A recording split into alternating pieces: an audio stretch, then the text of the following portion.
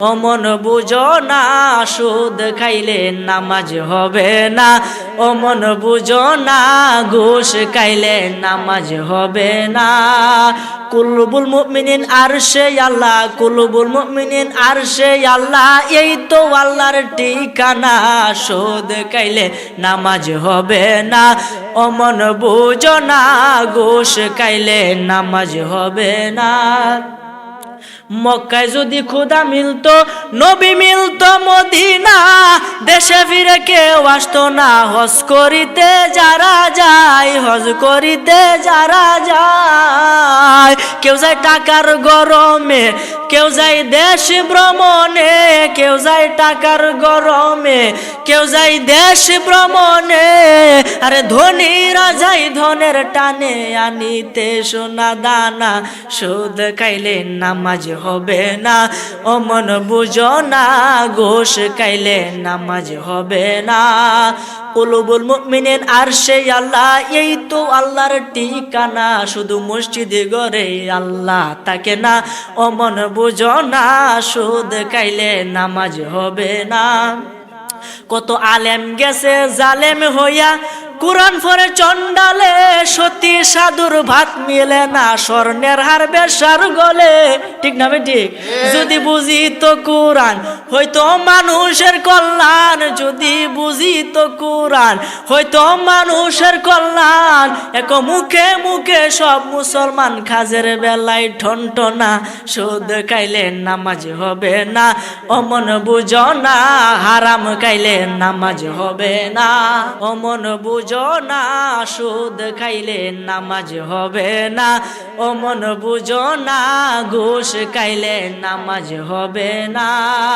কুলুবুল মুমিনিন আরশে আল্লাহ, কুলুবুল মুমিনিন আরশে আল্লাহ, এই তো আল্লাহর ঠিকানা। সুদ খাইলে নামাজ হবে না। অমন বুঝো না, ঘুষ খাইলে নামাজ হবে না। কথা বলেন ঠিক কিনা? অন মসজিদের সভাপতি 1 নাম্বার কাতারে তাই সে বেটা সুদকুর। কথা বলেন ঠিক কিনা? মসজিদের সভাপতি তাই সুদকুর। আহেরে কই যায়, আমি একটা পবিত্র জায়গা হেননে সুদকুর, কারণ 1000 বেশি, তার দামও বেশি। এরকম যদি কেউ মসজিদের সভাপতি তাই আজকে তারিখে ডিলিট করেন যে তোমার মতো সভাপতি আমার দরকার নাই। যে সভাপতি সুদকা, তার দ্বারাতে কোনো উন্নতি হবে না।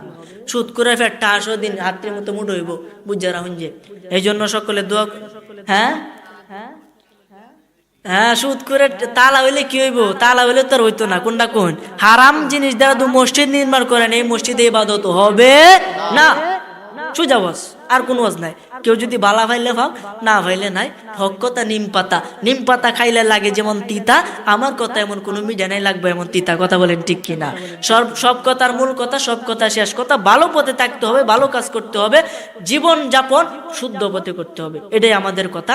আসুন আমরা সকলে এখন জিকির আজগার কইরা মিলাদ করবো। আজকের যারা মাহফিল করতেছে না, আর অনুরোধ করুন না যে আরে আমি অসুস্থ, দোয়া করবেন। আর আমার সামনে পরীক্ষা রোববার থেকে পরীক্ষা। না না বাবা বাবা বাবা বাবা, মুরব্বি মুরব্বি আর না।